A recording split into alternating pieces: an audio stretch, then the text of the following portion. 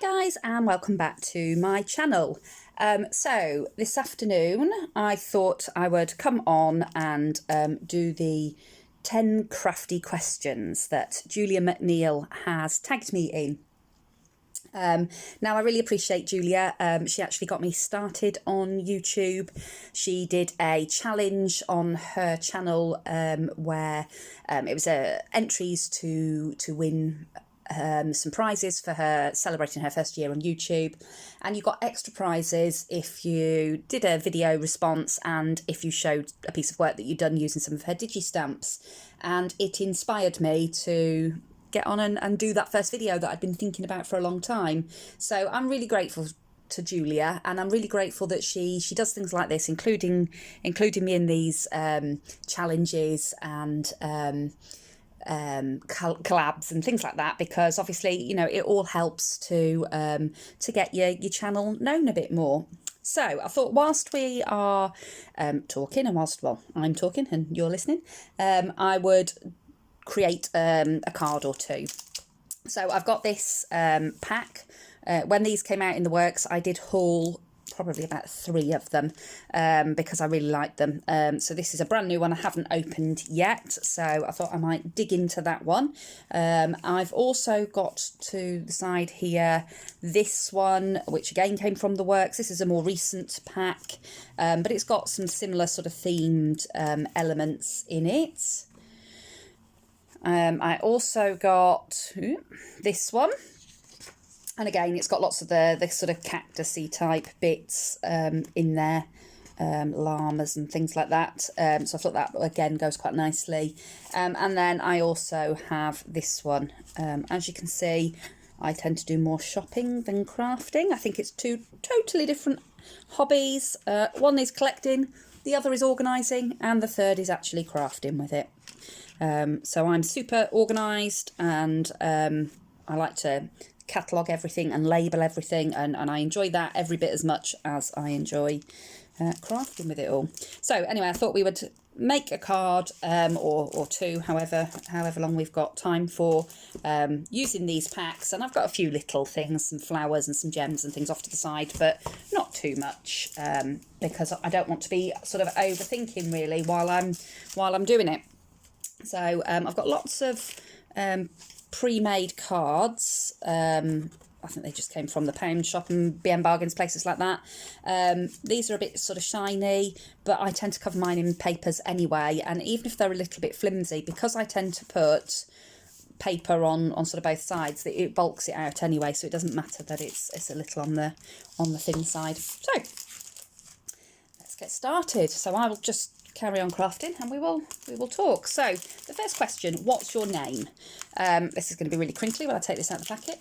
My name is Sarah Martin. That's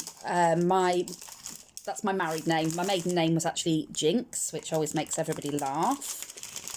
But yeah, I married my husband nearly 21 years ago, and I have been a Martin ever since. So yeah, that's my name. Where did you get your YouTube name from?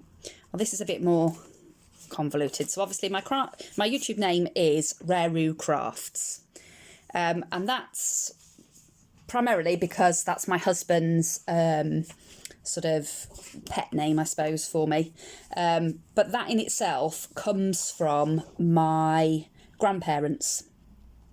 When I was little, I used to like honey on my dummy. Now this was back in the days before we worried too much about rotting children's teeth and things like that. My grandparents used to put a little bit of honey on my dummy, and yeah, I used to like to suck that off, and so my grandparents took to calling me Sarah Pooh, as in Pooh Bear.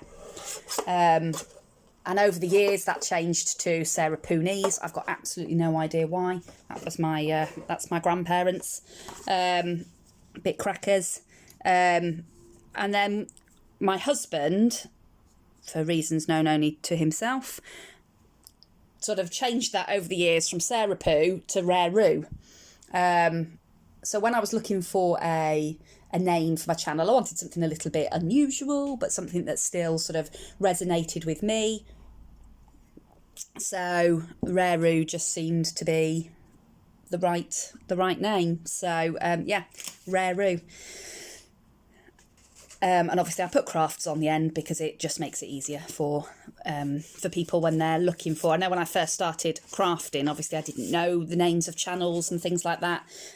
So I just would search crafts or craft channels, or and obviously you get all sorts coming up. So I thought, well, if I put crafts in the channel and I try to sort of put that in the tags when I do the videos, then hopefully that will help people to sort of find an appropriate channel when they're looking for it. So next question. Actually, I'm finding it hard to craft and talk. That apparently that's quite challenging. Favourite type of craft? Now, I do lots and lots of different crafts. I crochet quite a lot. I've tried everything from sort of quilting and patchworking, that sort of stuff, to acrylic pours. I like doing the odd acrylic pour. I've done a little bit of jewellery making. I do some kumihimo beading from time to time. What else do I do? I do all sorts. I really do. I just, anything, creating anything, I find really inspiring, but I do get bored quite easily. So I do like to have lots of different things so that I can, you know, go from one to another and then come back to, you know, the first thing usually after a while. But yeah, I do like to do lots of different crafting, but paper craft is my new favourite. I've been paper crafting probably for, I don't know, about 2 years now, maybe a little bit longer, and I really do enjoy it. But again, I think that some of that is because of the variety in paper crafting. You know, there's so many different types of paper crafting. You can do mixed media, you can do mini albums, you can do card making, you can do things like, I love making embellishments. You know, there's just so much that actually it's quite hard to get bored when it comes to paper crafts. So yeah, I think that's why I enjoy paper crafts quite so much. But sort of picking from the paper crafts, I think that would be more challenging, because I do sort of flitter between all of them. So I've usually got a few different types of projects on the go and lots of different styles. So I really like everything from shabby chic to clean and simple, to really vintage. I really enjoy really vintage things. But I do find that probably clean and simple is the style that I find most challenging. And I think that's probably because I've got a tendency to go overboard. I've got a tendency to just sort of not know when to stop, really. But yeah, those are my favourite crafts. Your favourite craft shop? Whew. I don't know, anything that sells craft is good by me. I do love the range. I do spend quite a lot of my crafty budget in the range. I do go in Hobbycraft and I do spend money in Hobbycraft. I'll be honest, Hobbycraft I find quite expensive, and often, I don't know, they don't seem to have a really good variety. I don't think Hobbycraft keep up with what's sort of popular in the crafting world, whereas I think the range do, and the works actually to some extent I think are much better at keeping up with, you know, what people are actually creating in the crafty world at the moment. So I do go in Hobbycraft, and I will, you know, I tend to buy things like pro markers and Copics when they were selling Copics. I'll go in and get those. I do go in and have a look at the, you know, the little embellishments and things coming up to Christmas. But yeah, it's not one that I wouldn't spend a fortune in Hobbycraft these days. But I do like shopping online as well. So I'll quite often look at like Craft Stash, things like that. I've had a few things from there. And I do like AliExpress, and I know that's controversial. I know lots of people don't like AliExpress. But I think if you've got a limited budget, and depending on what it is you're looking for, so I absolutely love getting trims and resins and, you know, flat back pearls, and you don't have to buy the stamps and the dies. There's lots on there that, you know, that doesn't have any sort of copyright conflicts or anything like that. And those are the sorts of things that I like to go on and look for. And, you know, I've got little jars full of all sorts of, you know, sequins and bits and bobs like that all around my craft room. And a lot of that does come from Ali, which, you know, in the UK it can be really hard to source that sort of stuff. And often if you can, it's quite pricey, and it does put it out of the price range for a lot of people, unfortunately. So I think as long as you've been careful, and as long as you're you know, sort of considerate about what you get, I don't think it's necessarily got to be a bad thing. So yeah, that's my my sort of selections for craft shops. Top 5 YouTube channels. I don't know, that's really, again, it's a really tricky one, because I think it depends on my mood. Depends what I'm looking for. So there are channels that I will always watch, and I make a beeline for them as soon as, you know, as soon as something, as soon as it shows up that they've put something, a new video out. Get my words out. So Julia's channel is definitely one of those. You know, as soon as a video comes out, I'm like straight there, looking to see, you know, what the video is, and I think with Julia's stuff, it's, you know, I always enjoy it, and I always know I'm going to enjoy it. So, you know, it is always one for me to look forward to. So I do enjoy hers. I like Mike Deakin for mixed media stuff, and I really enjoy his vlog. I think sometimes it's nice to sort of step into the world of your crafters, because often it feels like friends. It's that sort of, you know, I think because we do watch and follow people over a long period of time, you do sort of, I don't know, it's like a rapport, isn't it, with the people that you watch. So I do think it is quite nice to have that sort of vlog. There's a couple of crafty vloggers that I watch. So I watch Mike Deakin, who's obviously he's a UK crafter.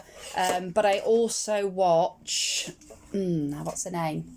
Scrapbook Fashionista, and she's an American lady, and she does a vlog as well, and I enjoy her vlog. And she's just sort of moved on from doing papercraft stuff to doing more of like home decor, and she's actually just opened a little stall doing home decor. So I've just joined her other channel, which is Vintage Stuff and Things. And I enjoy watching her channel. Then you've got Sabrina, the country crafter. I've just found her recently, and I'm really enjoying hers. Again, she does some sort of vloggy bits, which I really like. Morami, obviously, I think most of us watch Morami's small art. I like the chatty videos sometimes, you know, particularly if I've got it on in the background while I'm crafting, or if I'm doing something else, where I can sort of have half an eye on what it is that I'm doing, and half an eye on YouTube. I do sort of quite like the chatty videos, so I think that's why I sometimes like the vloggy type ones. What else do I like? There's just tons. There's absolutely tons and tons of crafters that I like to watch. And like I say, I think it really depends on what it is that you're sort of feeling like. So sometimes I'm wanting that sort of shabby chic, and I might watch Scrap the World. Sometimes it's I don't know, more sort of the mixed media stuff, and like I say, that's when I go over and watch Mike. I can't think on the spot. I perhaps should have written some down, shouldn't I, before I started. I like Coastal Crafts. She's really good. Sam the Scottish Crafter. So I've been trying to find some UK ones because I really, really enjoy watching a lot of our sort of friends across the pond. But the thing that sometimes frustrates me a little bit is obviously when they do all their lovely craft hauls, they've got access to these amazing craft shops, and then we don't have the same access to them. And then I'm like sad because I think, you know, that was brilliant. I really wanted to go and buy X, Y, and Z, and I can't because obviously it's a bit not cost effective if you're hopping over the Atlantic to go and buy some stickers or whatever. So I have been trying to find a few more UK crafters recently. So that obviously when I am watching the hauls and things, it is stuff that I can actually access. So yeah, I've been doing that a bit more. I do like, oh, what's her name? Do you know, I'm absolutely terrible at my memory. I like Dawn from Shiny Silver Treasures. She's really good. There's a lady in my head, and I just, for the sake of the life of me, I can't think of what her name is, and it will come to me as soon as I move on to the next question. I can't remember. It'll come to me. Anyway, yeah, I think the answer to that is pretty much anybody that does any crafting, really. I do tend to like. So, yeah. Next question. Moving on, because my memory's gone. Favourite colour? Favourite colour? Again, I think that's really dependent on what you're making. So I'm just going to show you how organised I am here. This is my daubers in their little box with a little guide that I made so I know what colour's what. Yeah. Yeah, I know, I need help. Hey ho. Favourite colour? Yeah, I think it really does depend. So, you know, obviously on this project, I'm liking pinks and mints and teals and that sort of colour. But if I was doing something a bit more vintagey, then I'd be going for sort of antique linen-y sort of colours and tattered rose, that sort of colour, nudes and probably some tealy colour. I do like teal. Teal's probably one of my favourite colours. And I think it is a colour that you can sort of make it fit most projects, actually. So yeah, I'd say if I had to pick one, probably a sort of tealy bluey colour or duck eggy sort of colour, something like that. I do really like that colour. Favourite craft tool? Question number 7. Favourite craft tool? I've got lots of bits and bobs of tools. I'm very lucky. My husband does indulge my craft obsession. And I have got things like, I've got a scan and cut, I've got the Big Shot, but I think actually it's probably, my favourite tool is probably my glue gun. I've just got this one, it was just a cheap one, it's about £13 off of Amazon, and it's brilliant because it's got the really fine tip, it heats up really quickly, the sticks, it carries the sticks through really nicely, which sometimes before I've had them where you're sort of like trying to push on the end and squeeze the trigger at the same time. And I was unsure when I bought it because I didn't know whether the tip was actually going to be fine tipped enough because I'd had a really, really thin one before. But actually, so far, it's been perfect for every sort of use that I've needed for it. The only thing is that you do get some quite fine glue strings coming off of it, but I've yet to find a glue gun that doesn't do that.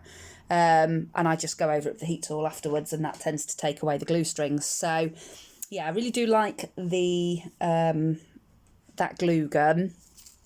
I like the Fiskars paper trimmer because it's got the guide wire on it, so that you can, you know, get a better, more accurate cut on your paper. I absolutely love it. The only problem with it is the blinking blades on it are shocking. And, you know, within a few weeks of buying new blades, and they're not cheap. I think it's about £5 for a pack of 2 blades. And within a couple of weeks, they're almost blunt again. And I do find myself getting through quite a lot of the blades for it, which does frustrate me because of the price more than anything. But like I say, that, you know, it is that it is really good. And I was really struggling, particularly when I first started crafting. I was really struggling to get straight lines and things when I was doing my projects, and I was finding it super frustrating, which is why I bought the Fiskars one in the first place, and it's massively helpful for that. I just wish that the blades were a bit better. I even tried I went online and bought some of the titanium blades, which are supposed to, be stronger, better, supposed to last longer. I didn't find them to be any different to the blades that I buy in Hobbycraft, to be honest.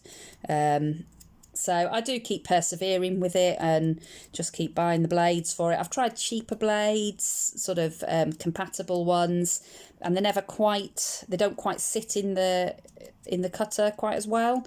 So I sort of end up going back to the Fiskars ones all the time.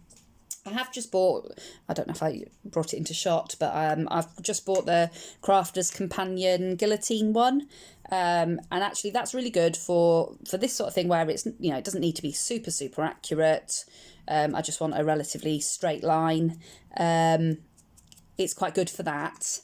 And I think, well, if I'm using it for that sort of thing reasonably frequently, it's saving my Fiskars blades. And then I'm just using the Fiskars blades for where I need that bit more accuracy. So yeah, I really like both those cutters, for sort of slightly different reasons, really. I also have got a stamp press. I think, is it My Sweet Petunia, maybe? I can't remember. Blue one. But I mean, they all work the same. It's, works with the magnets, and it's got the folding door. I bought that probably about a year ago, and it was one of the best purchases I've made, because I was really getting frustrated with things not quite stamping out properly, or I'd want something that, I'd want lots of ink on it because I was going to heat emboss it or something, because I do enjoy heat embossing, and then I'd blur the stamp by not quite getting it back in the right place, or whatever. Or when you're doing like the ones where it's 2 or 3 step stamping, where you're doing sort of like that layered effect on your stamping, I find it much for if you've got the stamping tool. So yeah, I do like the stamping tool, and my heat tool as well, I suppose. That's really useful, for everything from drying media as you're working to doing heat embossing, which, like, as I say, I do enjoy heat embossing. I like sort of stamping and heat embossing, but I also like just heat embossing elements, like layering up sentiments and things, and then heat embossing them. I always think that looks nice, and you sort of get that enamel look,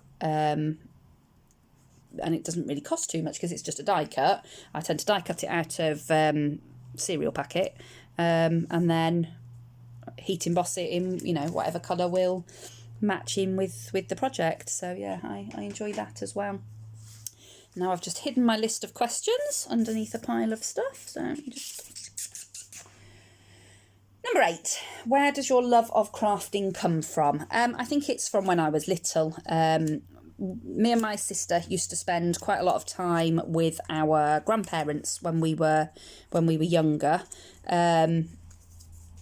We used to spend quite a lot of some holidays and things, Christmas holidays, and Grandma would always have some sort of project for us to do. She would buy they used to do the books it was like these sorts of things, really, with bits that you popped out. And I can remember having one Christmas, which was a nativity, and you popped all the pieces out, and you sort of made these little cone people, and a little stable, and you made, the entire nativity scene. And I just thought that was fantastic. I absolutely loved it. And then, there was always things like that. My Bampy, that's Welsh for Grandad. My Bampy was a printer, and he used to bring home scraps of paper.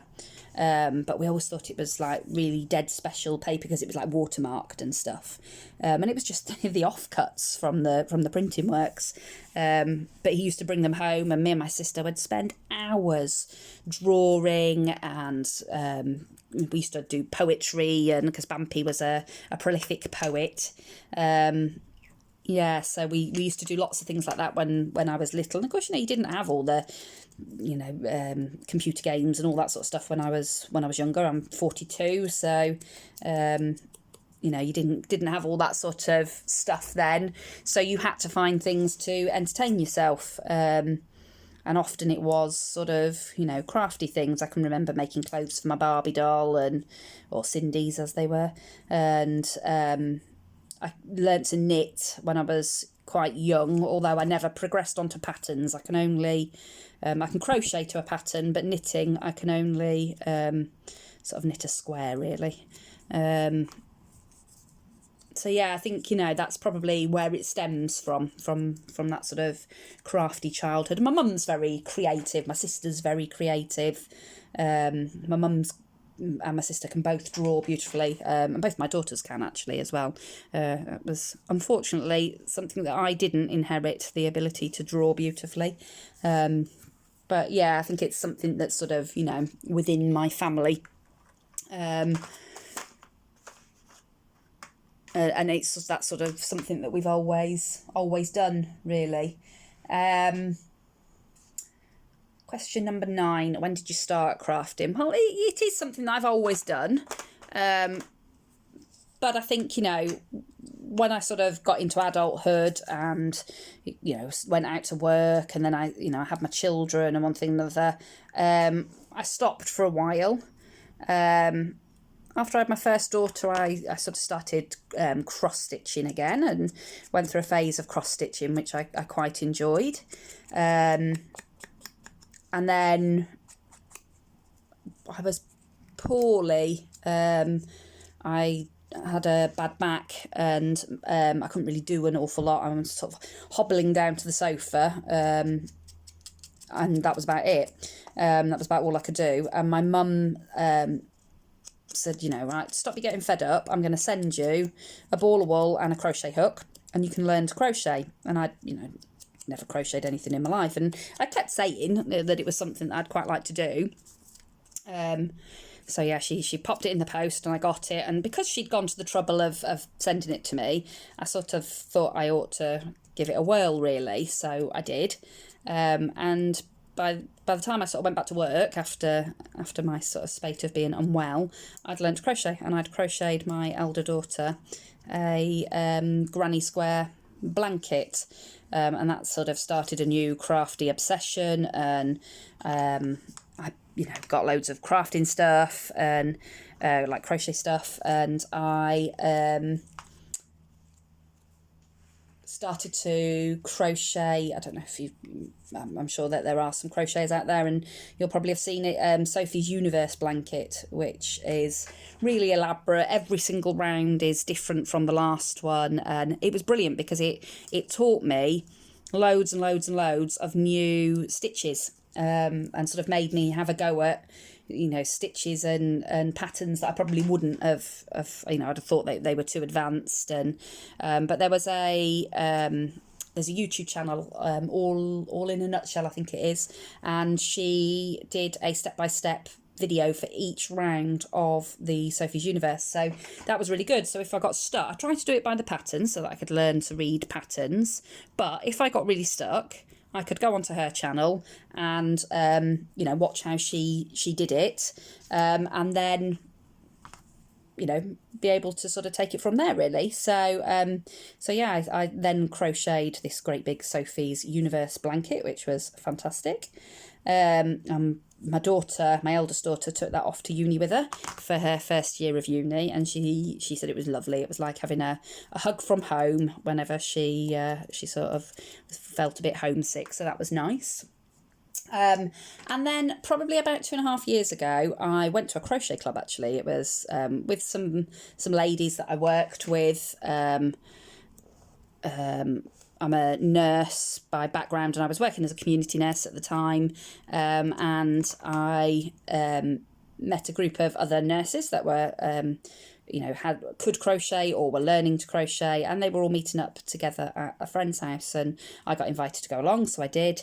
And whilst I was there, one of the ladies was talking to me about her paper crafts and you know, what she did in terms of paper crafting, and you know, was showing me how a die cutting machine worked. And well, that was it. That started a total obsession with paper crafting, and she's still my best friend to this day, Christine.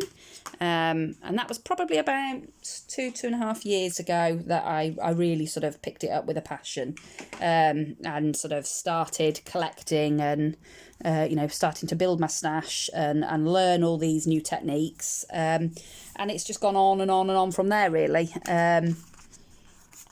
And yeah, I think I do watch lots of YouTube. I do try to learn something, you know, from every video. I try to sort of take something away, take some sort of skill that I can use in my crafting.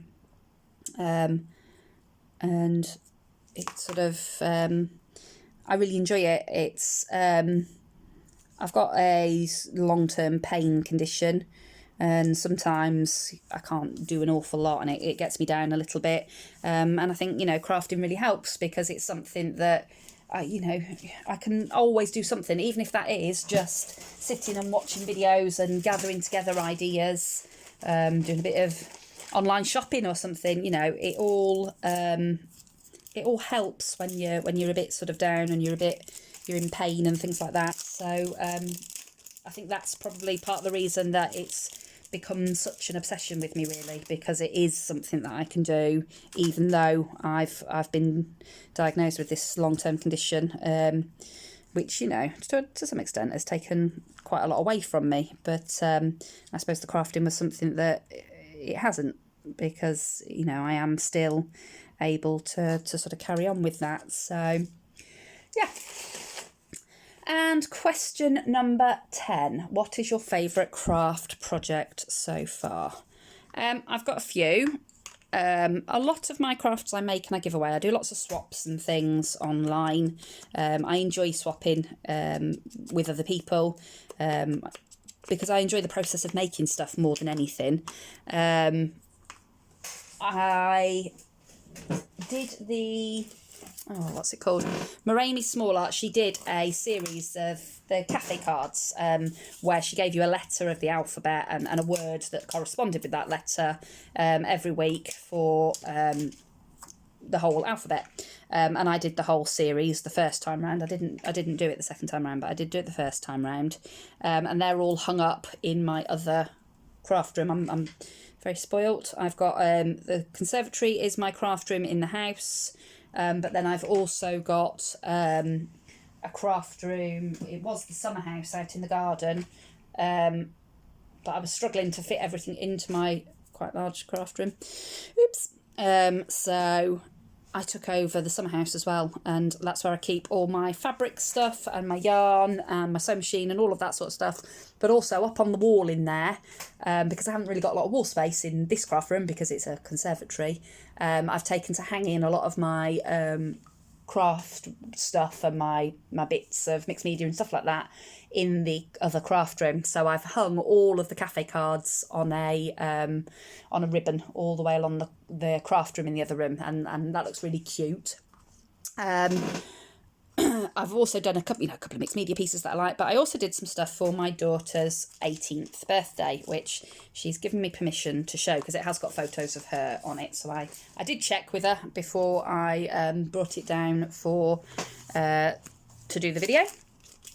So one of them was her card. So this was her birthday card, and obviously it's a box card.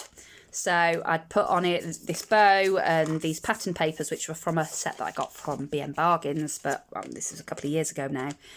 Little bow that I'd used a die for, and then I made this little charm that has actually got an 18 on it with a love heart and a little hand that says handmade. And when you open the box card, it flops down and you've got photos of her all the way around the box card, and then there was a little slide out bit here, which is the actual little card, which obviously says 18, and then I wrote in that one, and that goes in there. And then you've got this one, which says 18, and then when you open that one, these all flop down, and there's another set of photos around the edge, and then there's this birthday cake that I made, a paper birthday cake, with all little tiny flowers and all the greenery on it, and then I made and glittered a little 18, which is on like floristry wire, which I then stuck down into the top of the cake, and I just love that one, and I love the fact that she's kept it. And you know, she was absolutely thrilled to bits with the card, and then I also made her a mini album for her birthday, for her 18th as well, which this was the only the second mini album I'd ever made. So this is it. The only thing that I really frustrates me is I didn't quite make the spine wide enough. By the time I filled it, because I sort of overfilled it really, it's sort of sticks up a little bit on this side. So when I do another one, I will either fill it less or I will make the spine a bit wider. But this this on the edge here is actually from a wallpaper sample. It looks like leather. And then I made a charm, which is actually made out of an old necklace, and then another piece on there which has got another 18, one of the love hearts, a key, because obviously you're supposed to get a key on your 18th, a tree of knowledge, because she was just off to uni, and a little bow charm. And then on the front I put this frame with a picture of her and the peacock metal piece that came from AliExpress, the metal corners and the reds and roses, and then these are actual old Scrabble tiles which I just sort of vintaged up even more with a bit of stays on ink around the edges, and obviously it spells out her name, and then paper flowers all around the edge there, and then try not to shake the camera too much. And then as you go through the book, there's lots of different, so I asked everybody in the family to write something to her for her birthday. I've heat embossed the word beautiful and put this little sentiment on here that says, to the world you may be one person, but to one person you may be the world. And then it's got this piece flips out like a little book, and there's photos from her childhood all in there, and then this one comes out that way and you've got photos there, and then inside there is a photo mat again with some photos of her, and I've sort of, you know, embellished it with cutouts and stamps and pearls, and that's why it got so chunky, I think. And then on this side it's just a little pocket with the word family and some little journaling cards, which obviously, you know, I put photos on, and again people had written things, so I put those on the back. And then every page is a pocket, and it's got a photo mat that slips inside. And then on this side, this is a little magnetic piece that folds out that way, and then this goes that way, and then again they've all got little pockets and things in them, with and you know, on all of the mats I've put photos and memories and you know, things from her family. And then this one here, sugar and spice and all things nice. And then on this side we've got I don't know which way it goes. Again, just some photos and some words. This one goes up and it folds out as well, which you can't see because it's off shot, but it folds up and out. And then this one slides down and that one comes over. And again, we've got a photo mat on the inside there. Which I can't put away now. And then this one is magnetic and it opens up, and these little bits on the side here open out, and again I've put some little sentiments in them, and that one folds out, that one folds up, and obviously they're all got memories on. That one in particular was a funny story that I won't share, but it makes us all laugh as a family every time we recall it. And then we've got this one, which is a waterfall. So you pull that down and the photos obviously flip through. And again, another photo mat in the middle there. And then we've got this page, which is a flap up and down. And then there's little flaps inside. And that one goes like that. And you got a little tag there.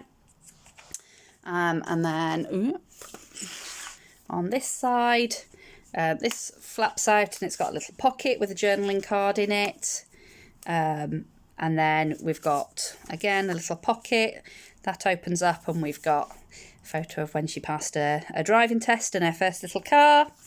And then that one opens up again with more photos and more family memories and sentiments and things.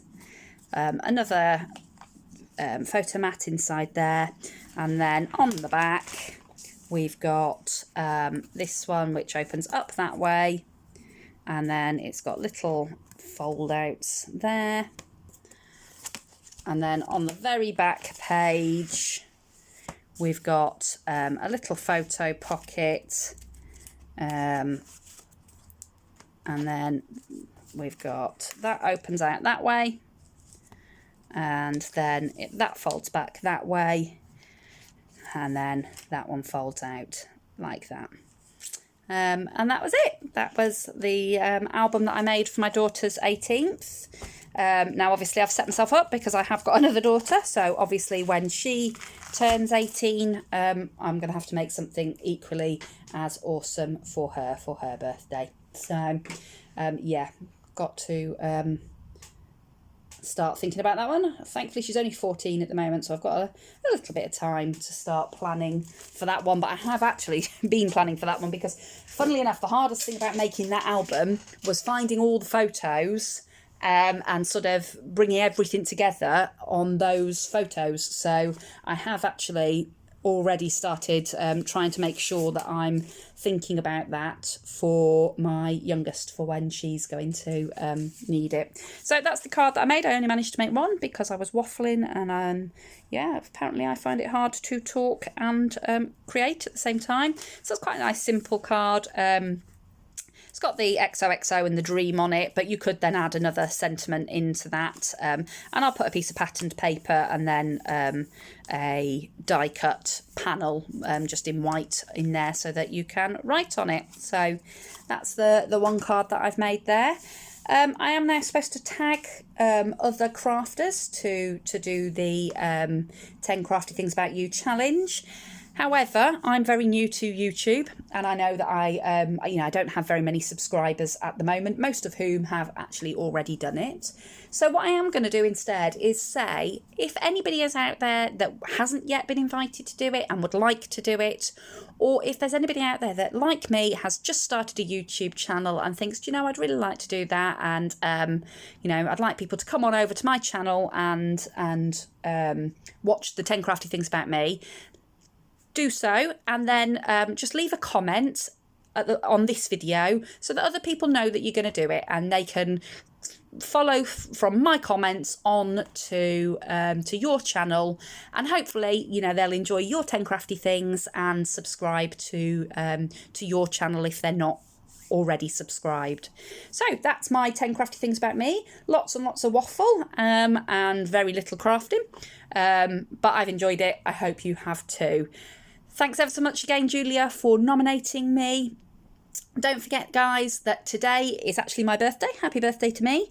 And I will be drawing the winner to my birthday giveaway today. There is still time. I'm not going to draw it until 5 o'clock this evening. So there is still a couple of hours. All you've got to do is go over to that video and like and leave a comment on that video, and I'll pop your name into the draw later this evening. So I will be back on later to announce the winner of that giveaway. If you stayed this long, thank you ever so much for watching. I do appreciate it.